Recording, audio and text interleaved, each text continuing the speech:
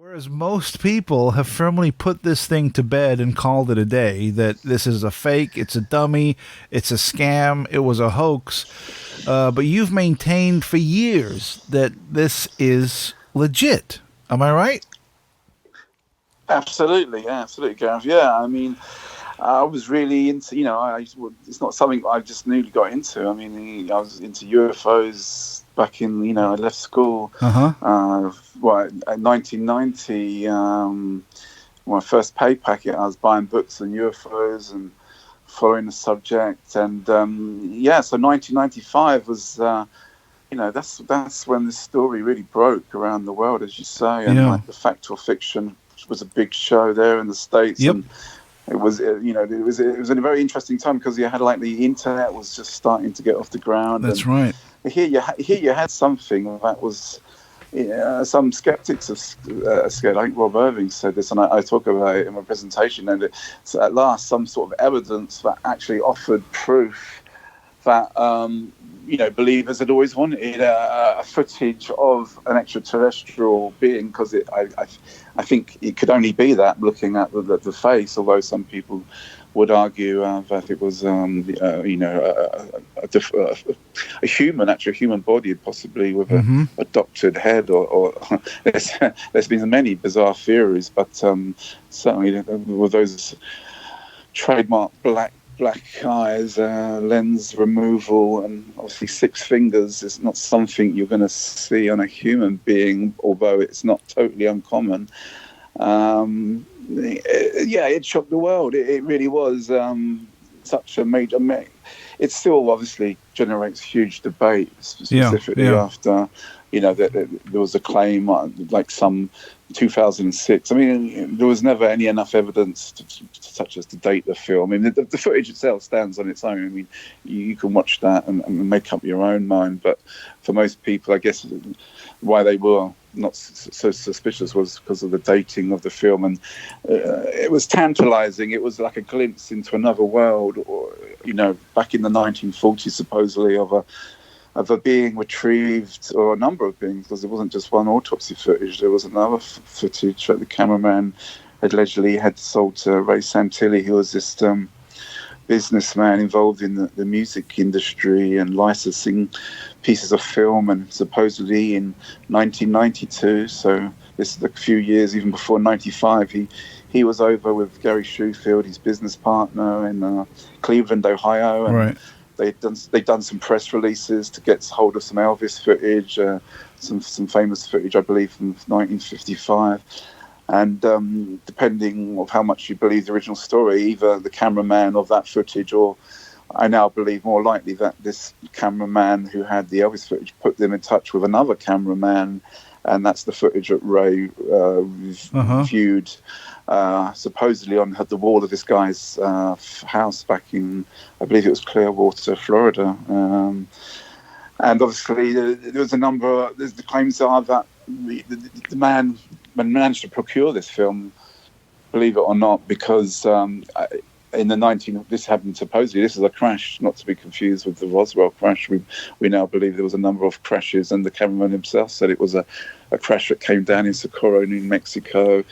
In fact, a few weeks, possibly a month before the more famous Roswell crash at Noble Canyon, and this was May 31st, 1947.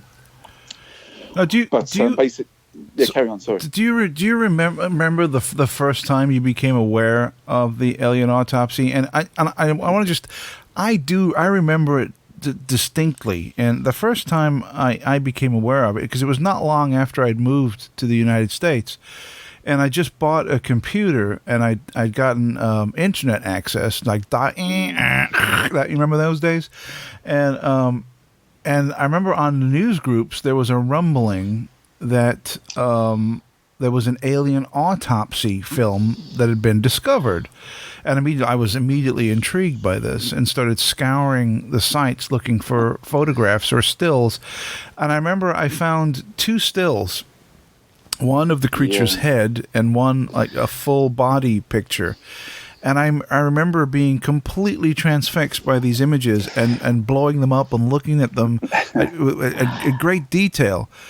And I immediately thought that they were authentic. And the reason I thought they were authentic is that at that time, the general public consciousness of what an alien would look like was not what was in those photographs.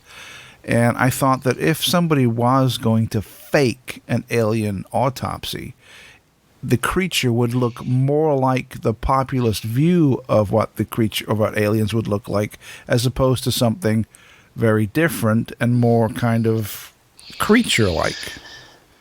Yeah, You know exactly. what I mean?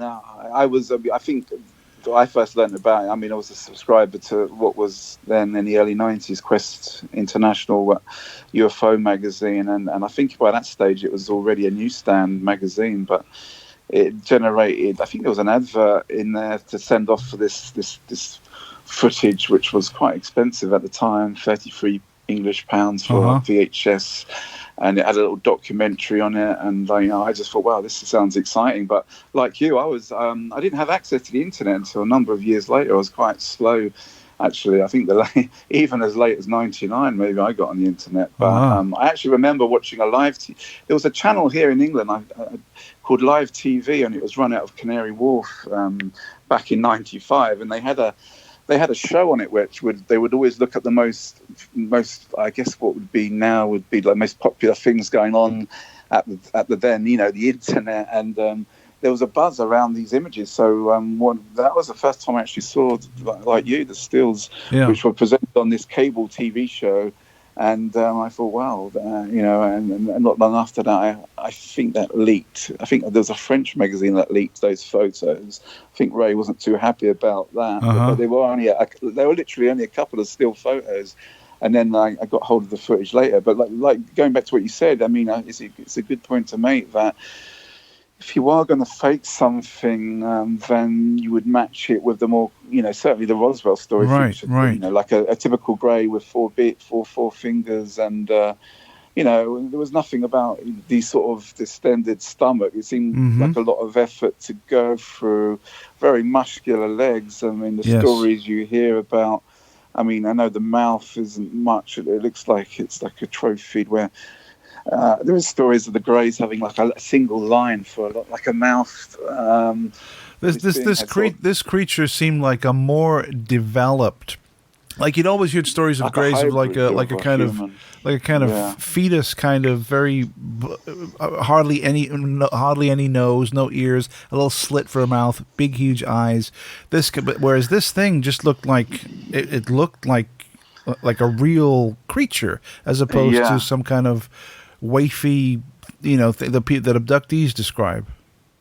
I think a lot of people said they watched it, they were really creeped out by it. I mean, the whole thing comes across as very, very eerie. And also, the setting in the room is so bright, which as it would be for an autopsy, and everything. People complained about, the images blurring in and out, but when I laugh now, when people like, you see like a 10-second piece of footage of an alien or something like, or a UFO and that, but here we had like a film that went on for like 12 minutes. Now I'd seen photographs of the autopsy like a few years before I actually saw the footage. The first time I actually saw the actual film was on the Alien Autopsy Fact or Fiction when it was broadcast here in the United States on Channel 11.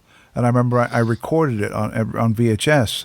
I recorded the broadcast and then went over the tape, with a fine-tooth comb looking at everything. But that was the first time that I'd seen the actual footage. Before that, I'd just seen stills of the creature and, read everything online about it. Now, I want to bring Ben in a second, but I want to kind of get the timeline straight here as far as the because it is a little shaky from my perspective, but luckily we have you on the show, Colin, to set us straight. So correct me if I'm wrong, but it first started when Santilli put together a private screening, and I think Reg Presley and a few other ufologists attended this. Could you tell us about that? Well, there is some other piece of footage that was, allegedly called the tent footage, and that was like a hoax piece that was made in a barn, and that was the weird thing about that piece of footage, which you can find this. I think Kvyat did a program on that a couple of years later, but it was never marketed by Ray, but it seemed to be muddy the waters. But basically, what happened in 1994? So this is even before, the footage came out, or even someone said that they had hoaxed it. There was people making this other piece of footage in a barn, and it was really, pretty rubbish. If you watch it now, so there was quite why this was being made, is up for debate. For some people saying, well, Ray didn't have the footage at that point, and the story goes that he actually secured. I mean, he was in negotiations for a couple of years with this cameraman. In fact, I think the story goes that there was a whole year that that the cameraman got quite angry with him and didn't talk to him or something. And eventually, if you believe the official story, that 1994 November, that Ray secured the money and then flew the money back to the Foodie's 23 or 24 film canisters back to Heathrow, and was then in the process of transferring it. But as far as supposedly when people saw it, the story goes that actually the tent footage was first shown to Reg Presley. There's some confusion of exactly what point he saw it, but it would appear to be early January, even though that was made supposedly the previous summer in 1994 as a sort of stopgap. Maybe that Ray wanted these I think it was OK Music to see if they could create what he had seen, or at least the claim is that they were trying to at least do their own version of it, as maybe as a stopgap, or for Ray to see if something like this could be fake. Because I guess Ray didn't know himself whether maybe he felt he was being manipulated or under some sort of hoax that someone was trying to wind him up. But yeah. Going back to what you're saying, Reg Presley he actually wrote a story on national TV on the Good Morning show. Yeah, and I've seen that clip. I should have pulled that clip, because that clip is pretty astounding, really. Because when you watch that clip from UK Breakfast TV, and they're, it's all pleasant. They're all yapping away, and he says, I've actually seen the footage of this creature being worked on, and the guy, I forget his name, the guy, and he looks genuinely like, you've what? Yeah, you've actually seen it, and he's a little blown away by the fact that he's seriously saying, like, I've seen this.